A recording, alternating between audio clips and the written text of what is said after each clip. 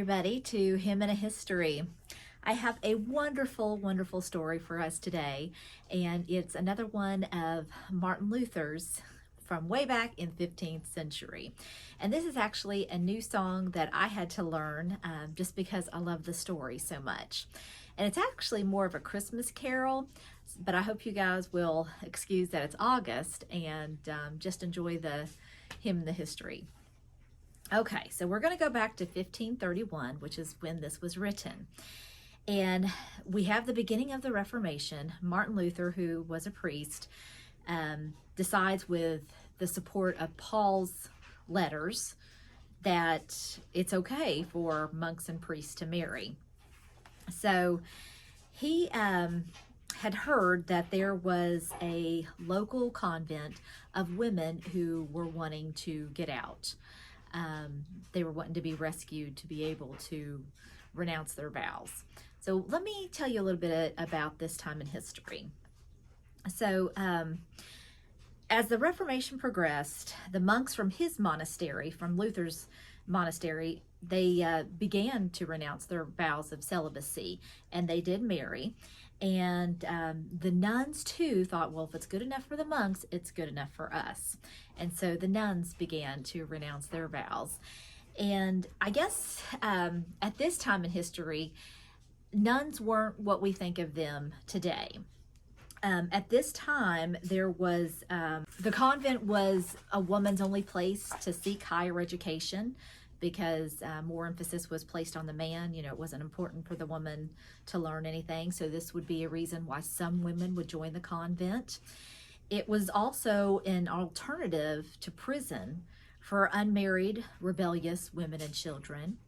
It was also a way for families to escape the large dowry price that would have to be paid if their daughter got married. They could just give a donation to the church as their dowry, and they wouldn't have to, give that larger amount whenever they were old enough to get married. And so a lot of children were sent to the convent to also learn and be prepared for marriage. They would be educated, they would be taught the scriptures, taught songs, and it was just a way for basically a family to get rid of their daughter that they may not need, or it would be too expensive to house. So it wasn't all just, Christians who were deciding, oh, I want to take a vow of celibacy, obedience, and fasting and poverty. So, and if you came from a richer home, you got better duties. You got to embroider, you got to weave, and unfortunately, if you came from a poorer home, you got those menial tasks. So kind of like slave labor. And of course, if you were a woman, a prostitute, you're not going to be given, the more menial task. So somehow from a local cloister that Luther had known about, they smuggled out a message, because it was very hard for the nuns to even have contact with the outside world.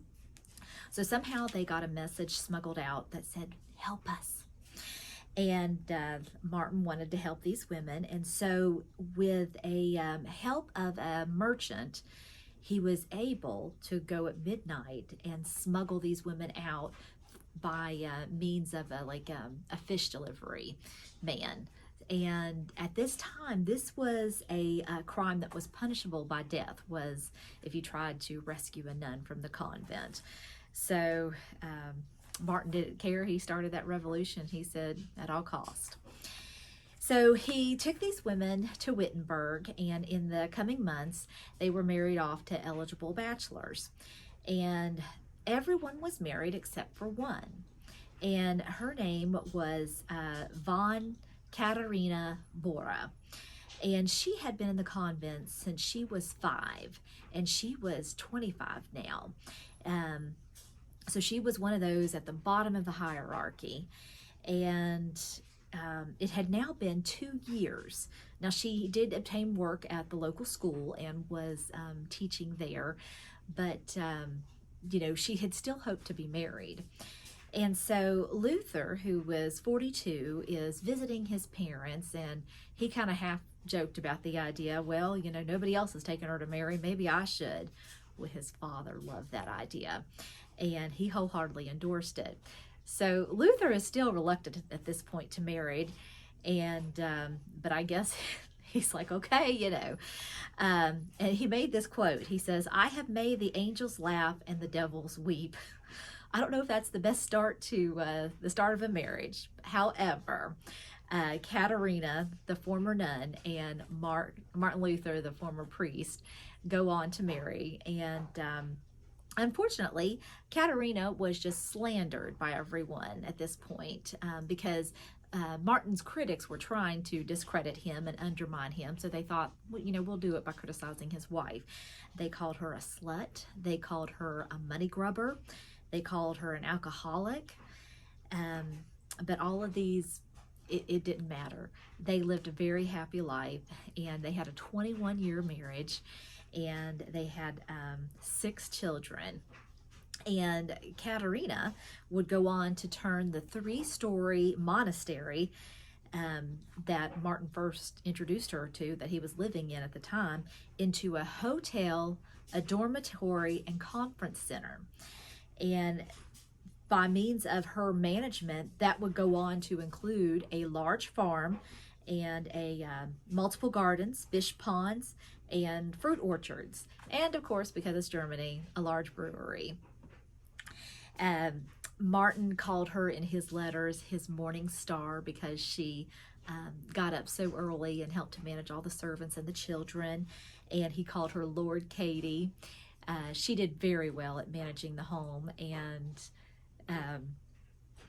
everything. I mean, you can imagine. It was said that he had more cows and pigs than anybody in the town of Wittenberg at that time. So they had a very happy marriage. And our song today, it comes from early in their marriage. She had gotten pregnant shortly after they had wed, and their first child was a boy, and they named him Hans. And Luther just loved this little boy. And he wrote a song 5 years later for Christmas, and it's called From Heaven Above to Earth I Come. And they sung it each year in the large home of the Luthers and on Christmas Eve. So I hope you guys enjoy this. In learning this song, what I found out was it very much reminded me of one of his other famous hymns, which was "A Mighty Fortress Is Our God." So I don't know if you can pick that up when I sing it a cappella, but you can easily find this song online. So I encourage you to look it up and see if you can pick that up. So let's hear it. From heaven above to earth I come, to bear good news to every home.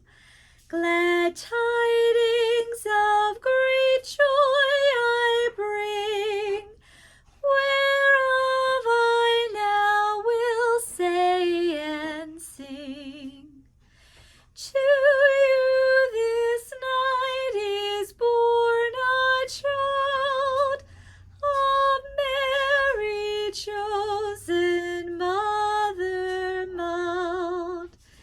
This tender child of lowly birth shall be the joy of all your earth. 'Tis Christ our God, who far on high had heard your sad and bitter cry. Himself will your salvation be. Himself from sin will make you free. Well, I thank you guys for hanging with me for another Hymn in History, and I hope you'll join me on the next one. I hope you guys have a wonderful week. May God bless.